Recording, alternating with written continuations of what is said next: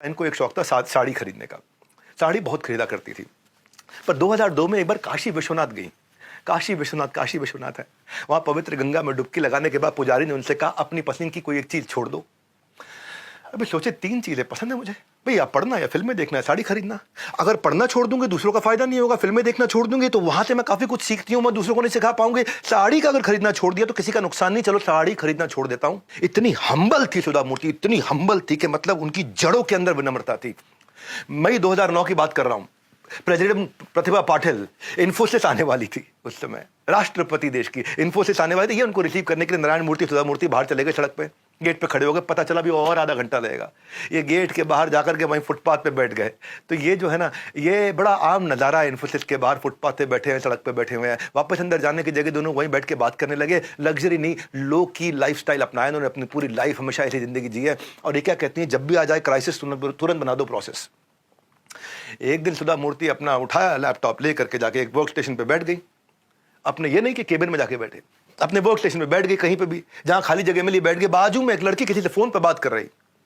2-3 दिन पहले उसने जॉब ज्वाइन करी थी और फोन पे बात करके इन्फोसिस की ज्वाइनिंग प्रोसेस की खूब बुराई करे। बात खत्म हो जाने के बाद सुधा मूर्ति ने उनकी तरफ देखा। अच्छा, उसको नहीं पता सुधा मूर्ति कौन है। बात करनी शुरू कर दी, पूछना शुरू कर दिया, क्या दिक्कत आई आपको ज्वाइनिंग में?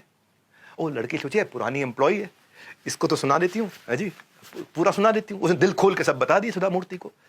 सुधा मूर्ति को सब बातें पहले से नहीं पता थी। थोड़ी देर बाद मूर्ति वहां से उठी और एचआर डिपार्टमेंट के लोगों को लेकर के अपने केबिन में बुला लिया मीटिंग के लिए।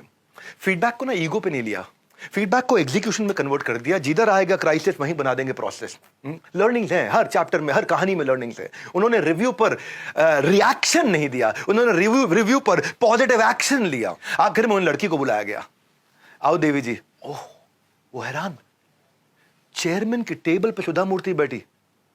अरे मैं सोच रही थी ऑर्डिनरी लड़की औरत है ये, पुरानी कोई बूढ़ी औरत ऑर्डिनरी, ये तो चेयरपर्सन की स्टेज पे बैठे। और खबरा गई नौकरी।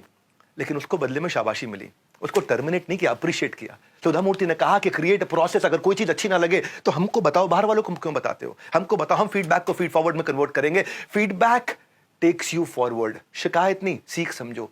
इसको बोलते हैं रिवर्स इनोवेशन। हाँ, इनके यहाँ किसी ने किताब भी लिखी थी, एम्प्लॉइज योर फर्स्ट कस्टमर।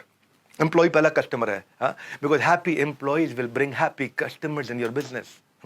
देखो रिवर्स इनोवेशन सब करते हैं। अमेजॉन ने भी ऐसे किया। प्राइम मेंबरशिप का एक एम्प्लॉय ने बहुत साल पहले उनको बता दिया था कि अगर किसी प्रकार से हम कुछ ऐसा कर दें, एक्सक्लूसिव मेंबरशिप ले आए कि 2 दिन में माल डिलीवर कर दें, तो आपके कस्टमर खुश हो जाएंगे। 23 करोड़ अमेजॉन प्राइम कस्टमर बन गए इस समय दुनिया में। Perfect parenting. एक बार इनका बेटा रोहन, ओह रोहन क्या लड़का था, लेकिन रोहन के जो बाकी दोस्त थे ना, वो 5 स्टार होटल में उन्होंने बर्थडे पार्टी थ्रो किया करते थे, जबरदस्त बर्थडे पार्टीज। तो उन्होंने घर में आकर के बोला, मम्मी मेरा भी अगले हफ्ते जन्मदिन है, मैं भी ऐसे ही होटल में पार्टी दूंगा। और कहा कि 50 बच्चे मेरे दोस्त, एक बच्चे पे 1000 रुपए का खर्चा आएगा, ज्यादा कुछ नहीं, 50,000 रुपए दे दो। सुधा मुस्कुरा दी। वो सिंपल रहने वाली सुधा मूर्ति काम मानने वाली थी। उन्होंने कहा एक काम करो, सबको घर पे बुला के 1-1 समोसा और 1-1 गिलास रसना पिला देना।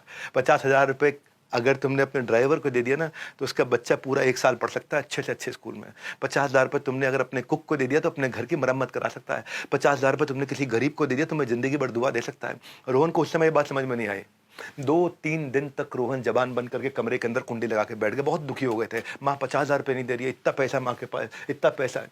पर तीसरे दिन जब उन्हें समझ में आया माँ नहीं बदलती अपना फैसला, तो फिर उन्होंने माँ से नेगोशिएट किया, देखो बाकी सब ठीक है, समोसा और रसना के साथ 1-1 गुलाब जामुन भी दे देना। माँ ने कहा ओके। सारे बच्चे बुला लिए घर पे, खूब खेले, खूब हुड़दंग, खूब मजा आया, खूब खेले। माँ ने कहानियां भी सुनाई बच्चों को, सारे बच्चों ने कहानियां भी सुनी, समोसा भी खाया, गुलाब जामुन खाया, रसना पिया, एकदम मजा मार के अपने घर चले गए। अब मानेगा, अब 50,000 रुपये ले लो। 5,000 रुपये लग गए खर्चे में, रसना के अंदर, समोसे में, गुलाब जामुन में, और 45,000 तुम्हारे पास बच गए। और वो 45,000 रुपये रोहन ने अपने हाथ से, माँ ने रोहन में घर में सारे काम करने वालों को, जितने भी गरीब उनके यहाँ काम करते थे, क्षमा चाहता हूँ गरीब शब्द यूज कर रहा हूँ, सबको बांट दिए।